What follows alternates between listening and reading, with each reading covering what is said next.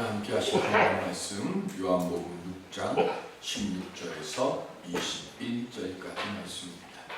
요한복음 6장 16절에서 21절. 저물매 제자들이 바다에 내려가서 배를 타고 바다를 건너 가버나움으로 가는데 이미 어두웠고 예수는 아직 그들에게 오시지 아니하셨더니 큰 바람이 불어 파도가 일어나더라. 제자들이 노를 저어 시온을 지나다가 예수께서 바다 위로 걸어가되 가까이 오심을 보고 두려워하거늘 이르시되 내니 두려워하지 말라 하신대 이에 기뻐서 배로 영접하니 배는 곧 그들이 가려던 땅에 이르렀더라. 아멘.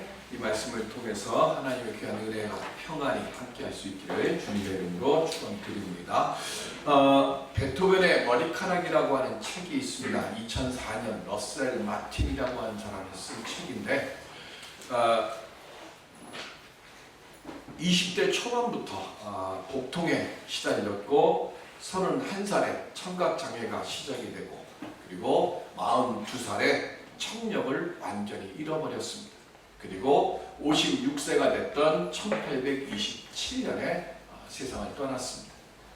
그런데 이 말년에 베토벤을 두어 번 살아있을 때 만났던 유대인이었던 페르디난드라고 하는 음악가가 있었는데 만 15살 때 일어난 이 사건인데 베토벤의 운명을 알고는 베토벤에게 그 머리카락을 한 움큼 자기가 보관하고 싶다라고 부탁을 해서 베토벤의 머리카락을 가위로 잘라서 한 움큼을 가지고 있었어요. 그렇게 가지고 있다가 자기 아들인 파울 힐러라고 하는 사람에게 생일 선물로 그걸 줬습니다. 그리고는 파울 힐러는 이 베토벤의 머리카락을 갑옷처럼 잘 보관하고 살았습니다. 이 파울 힐러 가족은 이후에 덴마크에서 살아가고 있었는데 베토벤의 머리카락을 받은 지 한 110여 년이 지난 후에 2차 세계대전이 일어났습니다. 그리고 독일군이 덴마크까지 점령을 해나갈 때 이 파울 힐러 후손들은 숨을 죽이면서 교회 속에서 감추고 있다가 스웨덴으로 가는 배를 타고 탈출에 성공을 합니다. 그때 자기들에게 덴마크에서 스웨덴으로 탈출하는데 결정적으로 도움을 줬던 알렉산더 플레밍이라고 하는 사람에게 고이 간직했던 110여 년 동안 고이 간직했던 이 베토벤의 머리카락을 감사의 선물로 줍니다. 그리고 나서 또 한 150여 년이 지난 뒤에 1994년 런던 소도비 경매에 이 플레밍 후손들이 이 베토벤의 머리카락을 내놨습니다. 그리고 낙찰이 됐는데 저는 그 낙찰 가격을 보고 좀 의아한 것이 베토벤의 머리카락인데요. 그리고 그거 분명히 베토벤의 머리카락이라는 거 확인이 됐고 근데 낙찰가가 3,600파운드. 우리 식으로 계산하면 요즘 식으로 계산하면 6천만 원이 조금 안 되는 그 정도 가격입니다.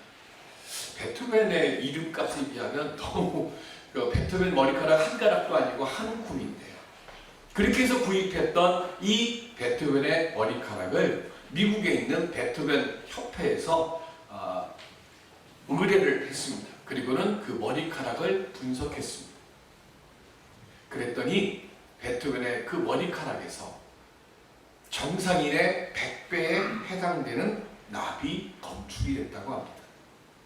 베토벤이 죽었을 때 베토벤의 정확한 직접 사인은 간경화증에 의한 간부전이었는데 이 머리카락을 분석해보고 나서는 베토벤이 우리 많은 일화 중에 있잖아요. 반사회적으로 막 신경질을 많이 내고 했던 그런 모습들, 조금만 화가 나면 그걸 참지 못하고 했던 그런 증세들이 이 낙중독에 의해서 신경세포들이 날카로워지고 죽어가고 이러다 보니까 정상인들보다 좀 더 날카롭고 예민하게 됐다는 거예요. 그런데 특이한 점이 있었습니다. 이렇게 쉼 없이 극심한 고통이 찾아오면 진통제를 먹어야 되는데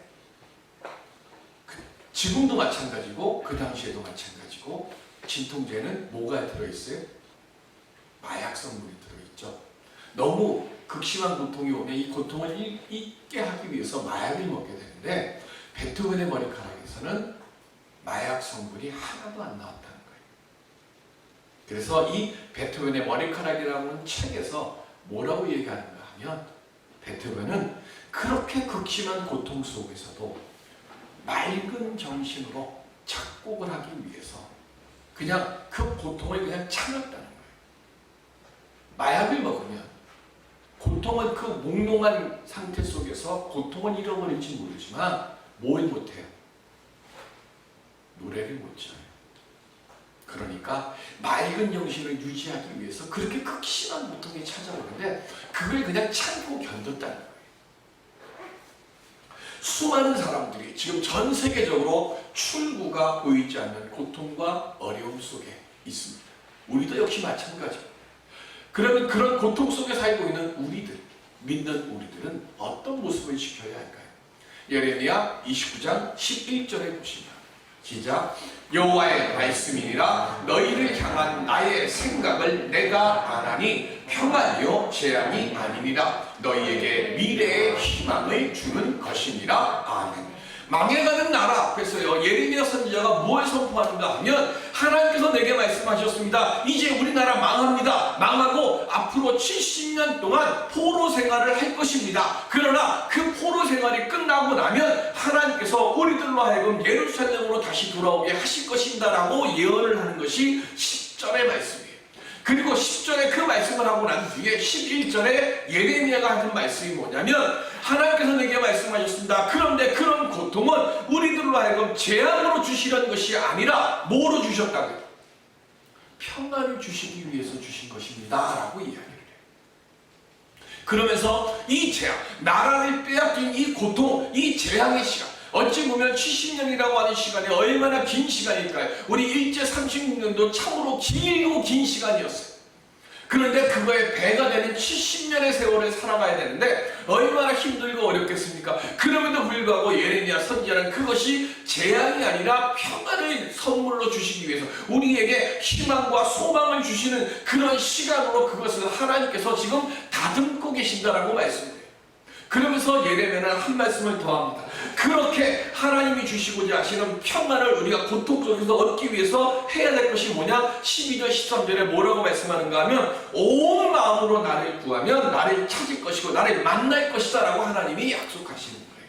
고난 속에서 고통 속에서 힘들다 죽겠다 어떻게 할까 이렇게 생각하고 원망하고 그렇게 살지 말라는 거예요. 고난 속에서 고통 속에서 정신 잃어버리면 안 된다는 거예요. 오히려 고난이 고통이 심해질수록 하나님의 말씀을 더 들으려고 마음을 열라는 겁니다. 그럴수록 하나님을 전심전력을 다해 더 찾으라고 말씀하는 거예요.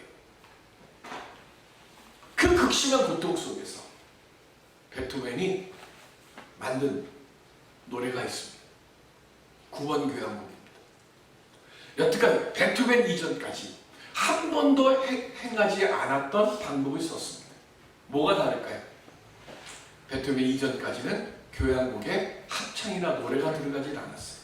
그런데 듣지 못하는 베토벤이 듣지도 못하는 그 상태 속에서요 9번 교향곡 합창을 만듭니다.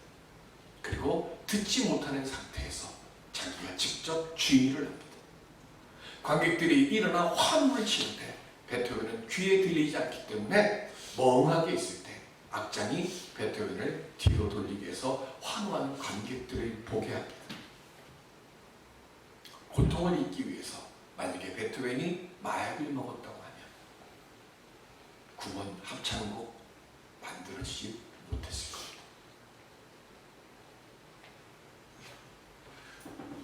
고통 속에서도 견디기 힘든 아픔 속에서도 참고 견뎌나갈 때 최고의 작품이 만들어져요.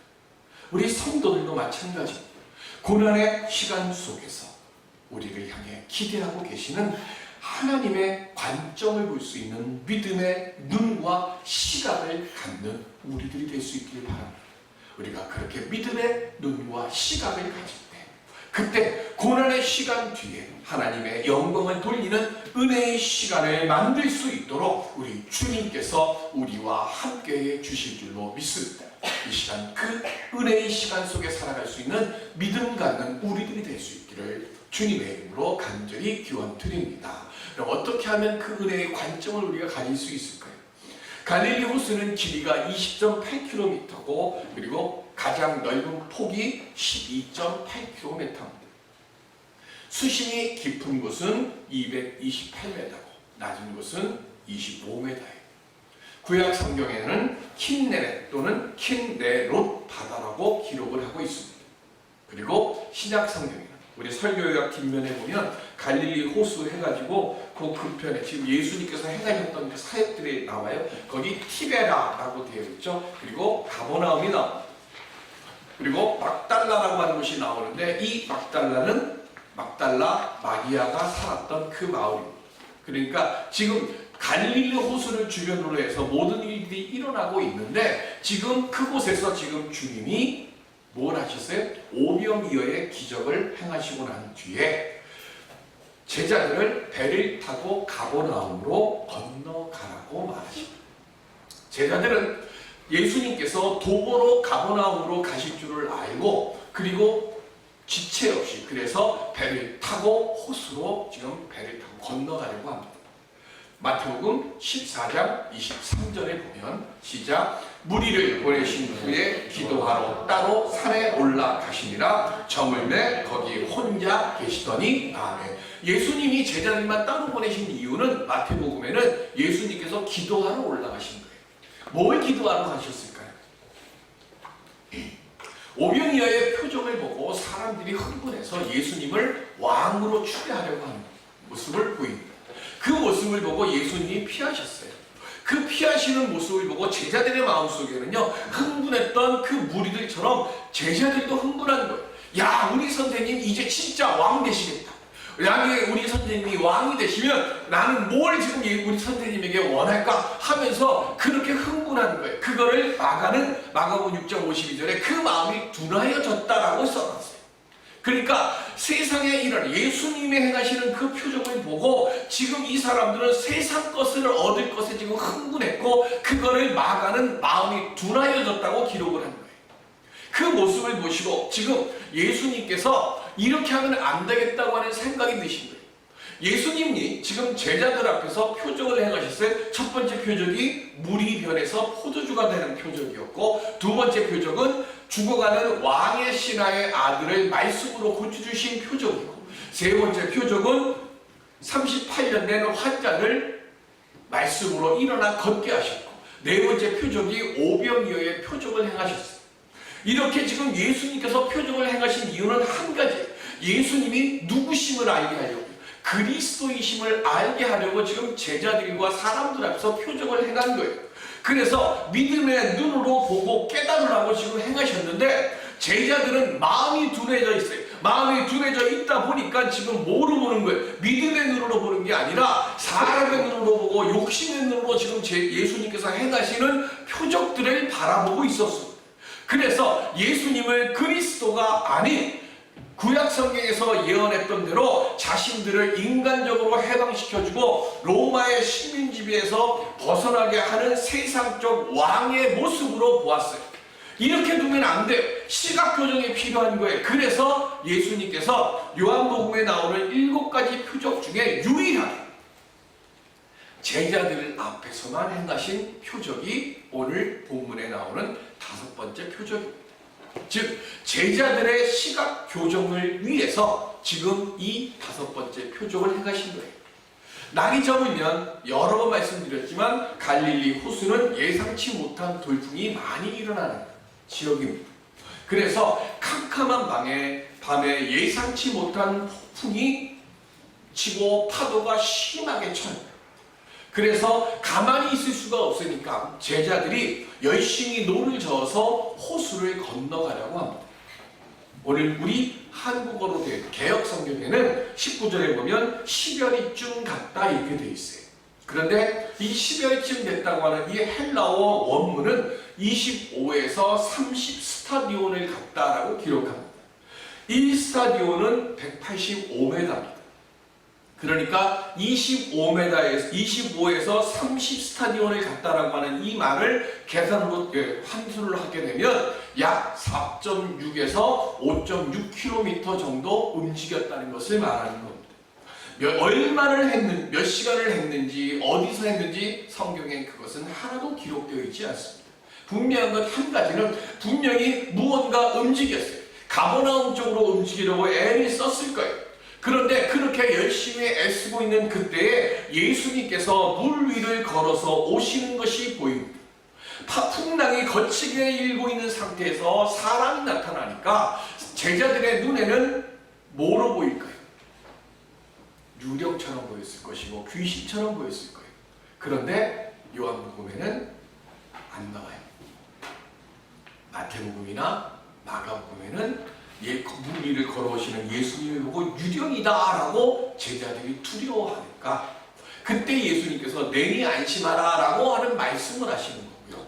요한복음에는 그냥 물 위를 걸어오시는 예수님을 보고 제자들이 두려워하더라 라고만 되어 있어요. 캄캄한 말입니다. 캄캄한 것 자체만으로도 두려움이 오는데 거기에다 풍랑까지 치니까 더 두려움이 옵니다. 사물을, 현상을, 사건을 제대로 볼 수 있는 판단의 눈이 없어요. 당연히 두려움에 쏠 수밖에 없어요. 그때 예수님께서 하시는 말씀이 내니라고 했어요. 여기서 지금 말씀하시는 이 내니는 요한은 헬라어로 뭐라고 써놨는가 하면 에고 에이미라고 써놨습니다. 이게 중요한 말씀. 에고 에이미. 이 말의 뜻은 나는 무엇이다 라고 하는 말씀이에요. 이 에고 에임이라고 하는 이 말씀이 출애굽기에도 나오고 이사야서에도 나와요. 출애굽기 3장 12절 시작. 하나님이 이르시되 내가 반드시 너와 함께 있으리라. 내가 그 백성을 애국에서 인도하여 낸 후에 너희가 이 산에서 하나님을 섬기리니 이것이 내가 너를 보낸 증거니라. 아멘. 여기 너와 함께 뭐 한다고요? 있으리라 라고 되어 있어요. 이 있으리라라고 하는 말의 히브리어가 에르흐입니다. 근데 이 에르라고 하는 이 3장 12절에 있는 있으리라고 하는 이 말씀이 출애굽기 3장 14절에도 또 나와요. 그게 뭐냐면 나는 스스로 뭐 한다고요? 있는 자니라. 이게 에르 아세르 에르흐예요. 이 말 에르흐 아세르 에르흐를 우리는 한 단어로 씁니다. 그게 뭐예요? 야훼. 나는 스스로 있는 자니라. 에르흐 아세르 에르흐가 이게 3장 12절에는 에르흐로 나오는 것이고요. 이 에르흐 아세르 에르흐를 70인역이 헬라어로 옮기면서 번역할 때 뭐라고 썼는가 하면 에고 에임이라고 썼어요. 즉 다른 말로 이야기하면 하나님께서 모세가 그 떨기나무가 불 떨어졌을 때 떨기나무가 사그러들지 않는 걸 보고 신기해서 갔을 때 하나님께서 뭐라고 말씀을 하세요? 거기는 거룩한 곳이니 네 신의 발에서 신을 벗으라 하고 쓴 뒤에 하나님께서 내가 너와 함께 할 테니 내가 너와 에르할 테니 너는 가서 내 백성들을 이끌어내라. 그때 모세가 뭐라고 얘기를 해요? 내가 당신이 누군지 내가 이름도 모르는데 어떻게 합니까? 라고 이야기하니까 그러면 내가 너에게 내 이름을 알려줄게. 내 이름은 에르 아세르 에르야 한 거예요. 이때 처음으로 뭐가 나온 거예요? 하나님의 이름이 나온 거예요. 그러니까 에르라고 하는 말을 그냥 우리는 야훼로 써도 되는 거예요.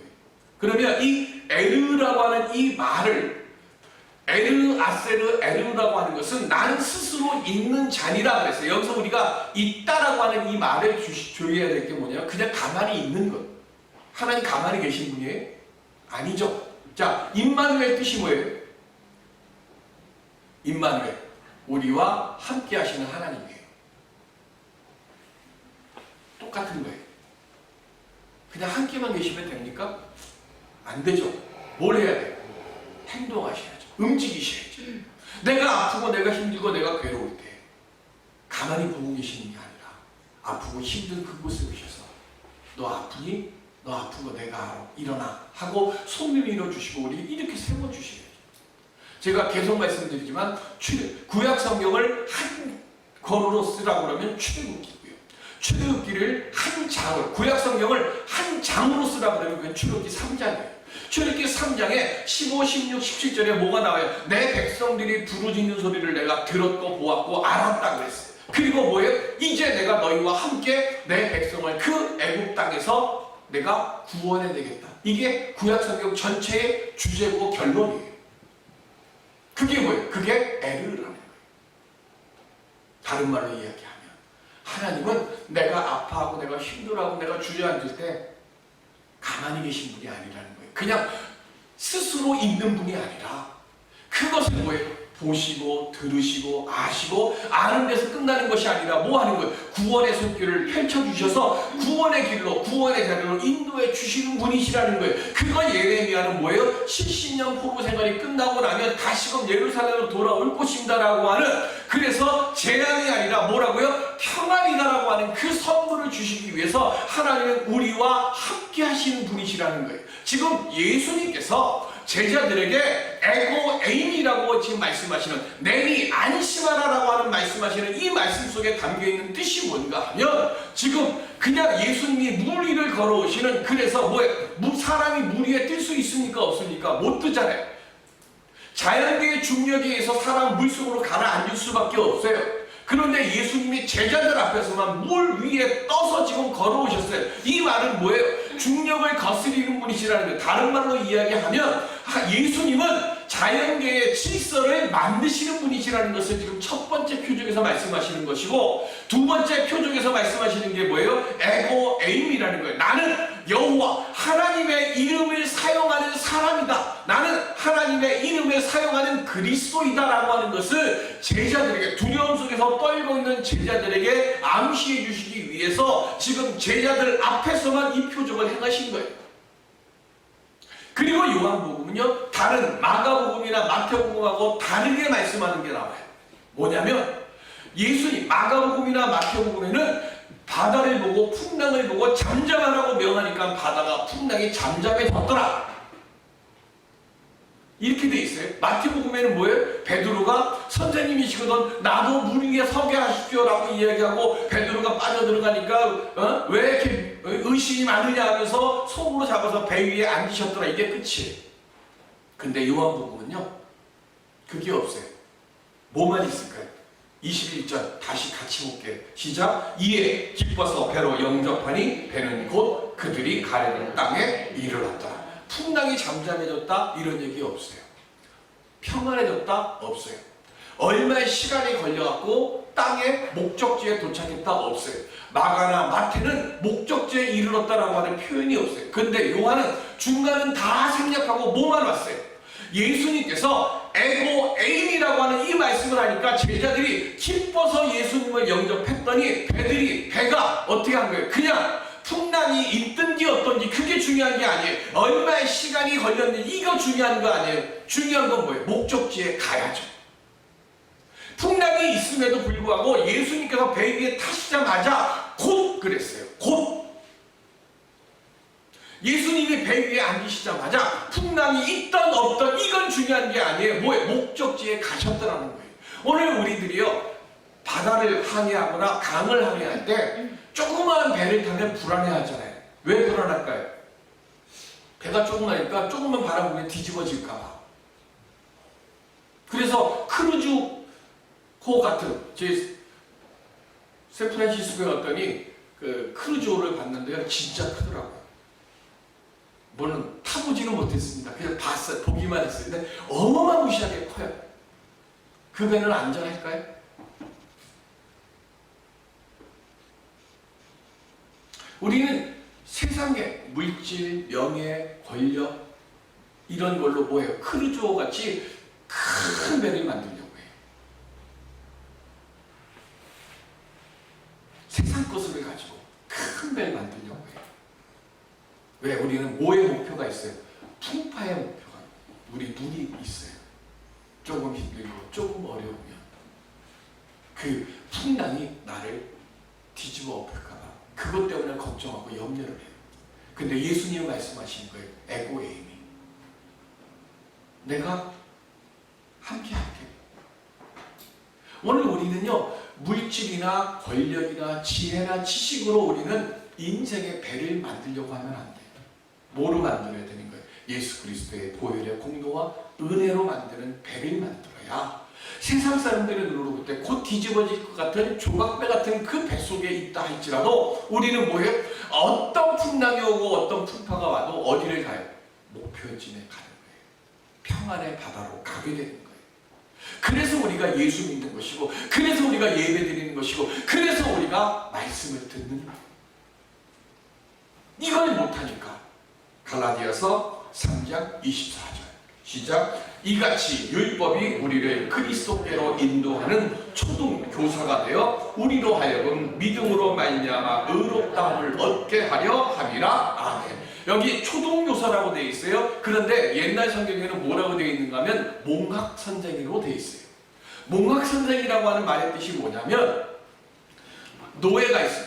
고대 시대에는 노예들이 있는데, 원래부터 노예 가문으로 태어났던 그냥 대를 이어서 노예가 되는 사람이 있지만, 또 하나는 뭐예요? 전쟁 포로로 잡혀온 노예들도 있어요.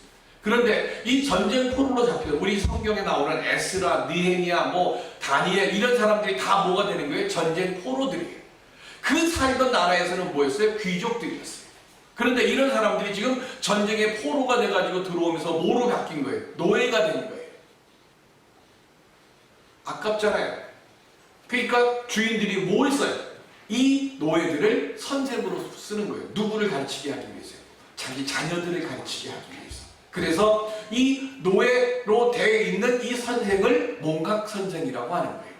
그런데 이 사람들은 가진 게 많아요. 아는 게 많아요. 그런데 이렇게 아무리 아는 게 많고 지금 어쩌면 주인보다 더 똑똑한 이 사람이지만, 이 자녀들이 이게 인간은 이렇게 살아야 된다, 이 글은 이런 뜻입니다, 이렇게 해야 된다라고 가르쳐요. 그런데 이 주인 아들이 몽각 선생의 말을 잘 안 들어요. 때릴 수 있습니까? 훈계할 수 있을까요? 못할 겁니다. 율법은 뭐예요? 우리의 죄를 아는 데까지만 이르게 한다라고 말하는 것이 이게 몽각 선생이에요. 그리고 또 뭐가 있어요? 세상의 힘과 명예와 물질로 나의 자신을 지켜간다고 나의 스스로를 만들어가고, 지금 마음이 어떻게 됐어요? 지금